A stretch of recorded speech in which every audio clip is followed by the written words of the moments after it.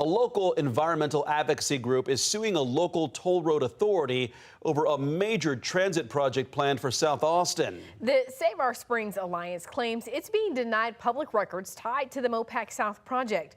That project would add toll lanes to about 8 miles of the highway. Advocates took their concerns directly to CTRMA today. Here's our Jessica Cha.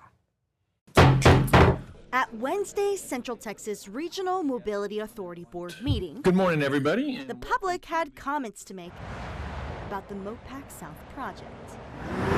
It would add toll lanes to more than 8 miles of the road, from Cesar Chavez down to Slaughter Lane.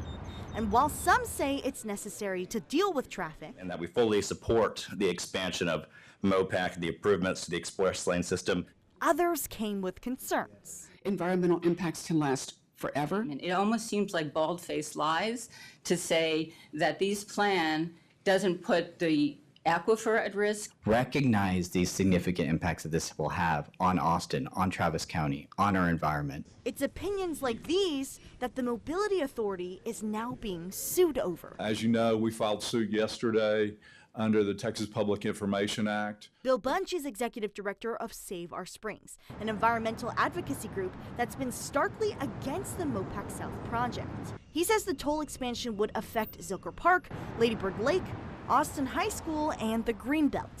Is a major pollution threat to the water, noise, air, and light pollution. All of those will be severe.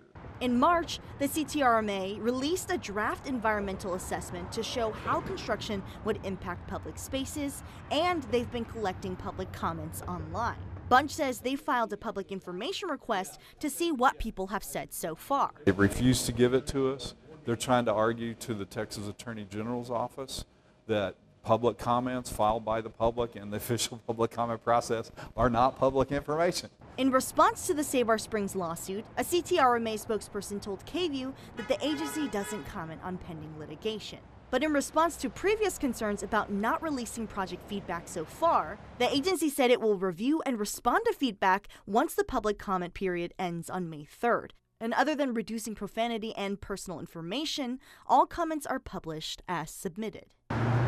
Still, Bunch says the public deserves to know what's being said. They're going to extreme lengths to make sure that none of us get to even hear and think about what our neighbors have to say about it. And he hopes to get this case before a judge soon.